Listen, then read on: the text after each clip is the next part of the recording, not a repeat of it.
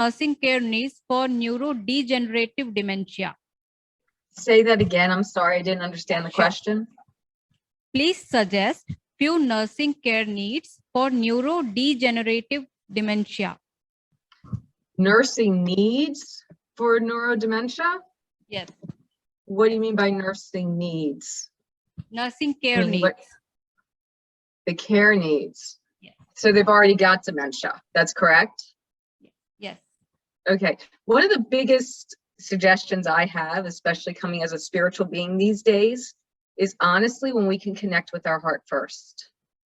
Using that ability will do more for healing and connectivity to that other person than anything else, because love is where it all starts. Once we can get that connection and send that to that other person, you can get whatever you need after that, and you'll figure it out.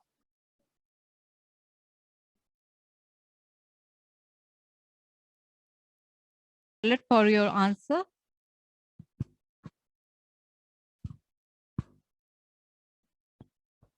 Thank you, Charlotte. That was a wonderful session altogether. A huge round of applause for Charlotte. Next in line would be Rhonda L. Bowen from Germany. Let's invite Rhonda. So let me give a short intro about Rhonda.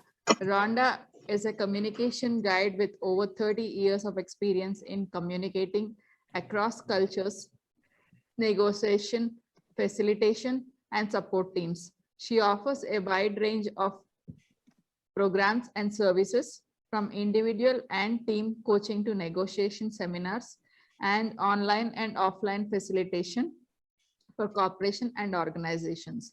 Let's welcome Rhonda here. Thank you so much for the introduction and for inviting me today. I'd like to share my screen and then we'll get started.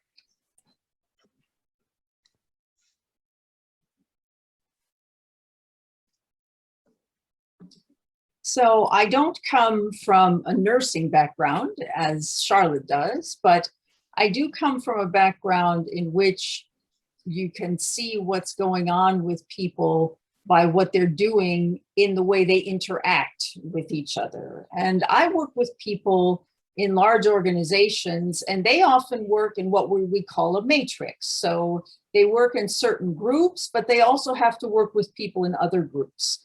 And it's not as always easy as you think. This happens in places like hospitals and doctors' offices, but I do this in big companies where there are sometimes maybe 100 different people who all need to work together on something. So we're looking at what happens today in a matrix. And in the companies I work with, we have all of these wonderful kinds of things like engineering and finance and marketing and all of these different things that are going on. And this makes it very, very difficult because many times people are not sure what they actually should be saying to other people. And I love this quote by Ed Catmull that says, anyone should be able to talk to anyone else at any level, at any time, without fear of reprimand. But that's not always the way things work. And when it doesn't work really well, lots of people come to me and say, Rhonda, how can we make sure that all the connections get made? How do we make sure that everybody knows what's going on and everybody's saying the things that are important? So today I'd like to give you an overview from a case study of how I actually worked with a large organization to get all of the people in all these nice little silos together and make sure that they could all talk to each other. Thank you again for the introduction. This is just in case something had gone wrong. I've worked with people from more than 70 countries. I've had my own business here in Germany since 1988. And although I'm American, I've lived here for a very, very long time. So I've had the chance to work with lots of different people. And I'm really pleased to be able to be in such an international conference today with you. For a moment, I'd like you to think about who you are. It's very difficult for us here to interact, but if you could think about or even put in the chat your name, your location, and how do you see yourself? I work with people I call best professionals. They're in business, they're in engineering, they're in science, or they're in technology. So if you think about the people that I normally work with, this is the framework I'm in. And this is why people in engineering often can't speak to people in marketing, or people in sales don't understand what's happening in the technology department, and therefore things just don't work out really well. So take a moment also to reflect on not only who you are and where are the other people you work with, but what does your category mean about you? And how does that affect how you interact with people who are in another category, perhaps? So today we're going to take a journey. We're going to do something that a lot of us do when we travel for business, or when we travel to take a break, or to go on holiday or a vacation. But we're going to do this in talking about how to communicate. So when we get started, what we have to do is basically pack our suitcase. And if we want to decide what our suitcase is going to have in it, and we're thinking about communication as our journey, then we have to decide what are the business goals that we need to achieve, and how does communication support that?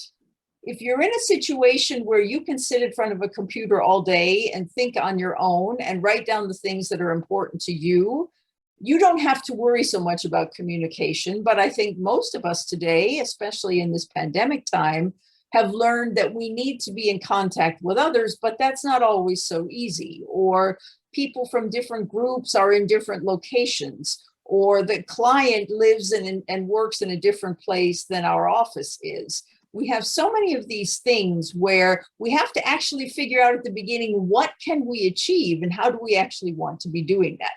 That's the first part of packing our suitcase. The second is, who else is going with us on this journey? So who are we actually communicating with? We don't put them inside the suitcase, obviously, but when we start carrying our suitcase, they're the ones that are going with us. They are the ones that we have to actually have the interactions with. Do they want the same things when they go on the journey as we do? I'm sure you've been places with a group of people, and some want to go to this place and others want to visit this restaurant, and other people want to do this on sightseeing. It doesn't always fit. And if you're not sure who your counterparts are and what they want to put in their suitcase, then you can be in really big trouble as well. And in the end, what you need to do is, when you actually get everything in the suitcase and you have all of your traveling journeymen with you, where are you going? What are you actually trying to get out of this? Are you going, if you're going on a trip, are you going on a business trip? Are you going just to relax? What are you doing now with your communication? Do you need to give people information? Do you need to explain things to them? Do you need to set up a whole program that they can use? The objectives and the intentions, the way we have to do those things to achieve our goals is just as important as what we take with us and what other people go on the journey as we go too. So if you look at a big organization, I was working with a group that had 5 different departments, and all 5 of these departments talked to the same customers. But they all did different things with those customers, and they were all responsible for different parts of a project. And so we got together in a big room and we sat down, and it was like these people looking at the map. First of all, we had to figure out for each of these 5 groups, what were they doing in their job? How were they giving this information to the client? How were they giving information to other departments that were actually working on this? And how were they going to get to the end of the journey together, like these people are looking for on the map? So first you have to know where you are now and what that means. And the second thing is that you have to figure out what is working well at the moment in the communication. If somebody says, I have a great connection with the customer, that's wonderful. But what if somebody in the next department doesn't? Or they have a great connection to the customer, but they don't like the guy that does the job after theirs. What happens when we don't have the positive aspects is that we move into the negative things. And that's exactly where we have to actually start doing the work. The positive stuff is wonderful. It gets us on track. It shows us what's working well. but it also brings out what's not working so well. And that's the place where you have to actually get together, sit down at the table, and talk about what it means to have those negative things that need to be overcome, to get rid of the miscommunication, to get rid of the frustration, to get rid of the repetition. Oh, we've talked about this 3 times, but people still don't understand. All of these negative things that can go on in the interaction, which A, make the journey longer, and B, maybe if it's very bad, you never actually get to the destination, the objective that you said you wanted to. So how do you get to these great results? How do you actually get to the final destination? Well, what we did, it was a very simple thing. We sat down and we looked at all of those positive things. We looked at all of those negative things. Every department showed their map, showed their part of the process, how this was working through. And then we went through the procedure. Who was speaking to whom? When were they speaking to them? When the work finished in one group, how were they handing that over to the next group? Who was talking within the company? Who was talking to the customer? How were they making sure that this was always a smooth transaction from one part to the next? That's what we did first. Then we said, if we do this and it's 100%, what would be the best outcome? What would be the thing we would all want to achieve? How would we all be standing in this room together and making sure that we get the right thing for each of us individually and as departments? But most of all, how do we get the right things for the customer? This was a very long process. There was a lot of discussion. There were lots of people saying, but we need this, but you can't do that before we do this. There were lots and lots of things going on. But in the end, we actually came up with an agreement. And everybody at the table sat there and said, aha. And so that's what we need. That's exactly how we need to make sure that we do this in a way that brings the right outcomes for everyone. Afterwards, of course, it's great to have everybody sitting in a room and coming up with the ideas and even signing a piece of paper that says, yes, this is the plan. But we all know what happens after that. Then real life happens. Then things come in. Then people get off track. Then things change, and we didn't know about those when we had the meeting. So the most important thing was 1 month later and 3 months later and 6 months later, we had meetings to actually do a follow-up to decide if everything was still working. And the things that weren't, of course, we had to sit down and change them a little bit or update them to be right for the situation now. And we exchanged best practices. How do you always talk to Mr. Jones at this company? Well, the best thing for me is if I write him emails first and then I call him on the phone. So everybody exchanged the ways they worked, not only with people in their own department or the others, but also with people on the customer side. And in the end, they found the best way to come together and to make sure that these agreements they had written actually worked over the long term. And then they got their great results. If you'd like to know more about how to do this, I run an online forum called Compolium. And if you'd like to, I can put that in the chat, that you can actually join Compolium and have a chance to interact with me and many other people who are on such a journey, if you like being in a group and discussing things. Otherwise, you can get in touch with me directly via email, or you can also set up an appointment. And if you'd like to do that and discuss your particular situation, maybe a way that I could help you, please let me know. And we'll get together and find a good way to make sure your communication journey works well for you and everybody else that you interact with. I thank you so much for your attention, for having the time to spend with us today, for being interested and having the chance to contribute in the way that you feel that's best for you. And I'll see you soon, either on Compolium or have a chance to talk to you individually. Thank you so much.